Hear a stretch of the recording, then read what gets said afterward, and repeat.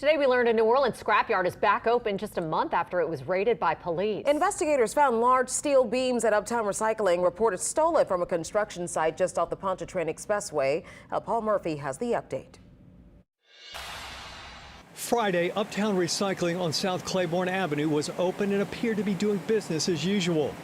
Just last month, investigators from the NOPD, State Police, and Jefferson Parish Sheriff's Office swept through the scrapyard after about $300,000 worth of metal beams were discovered there.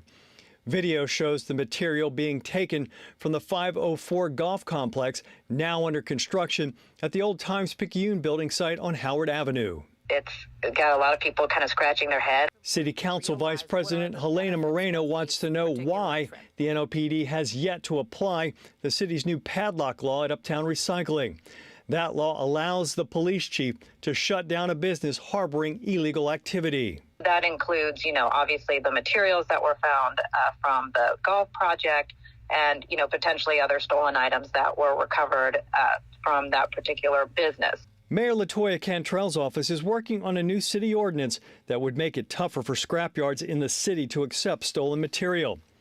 According to a draft of the legislation, among other things, it would require junk dealers to obtain a photocopy of the seller's driver's license or government-issued ID and vehicle license plate number.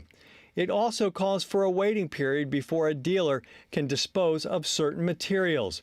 And it would ban the purchase of any storm drain materials or utility manhole covers. Disallowing the Uptown Recycling from just taking things, anybody coming off the street wanting to recycle. Moreno said there's no harm in the city code adopting much of what is already in state law.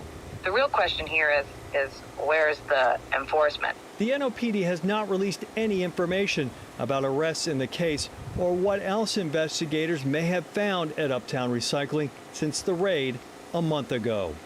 Paul Murphy, Eyewitness News.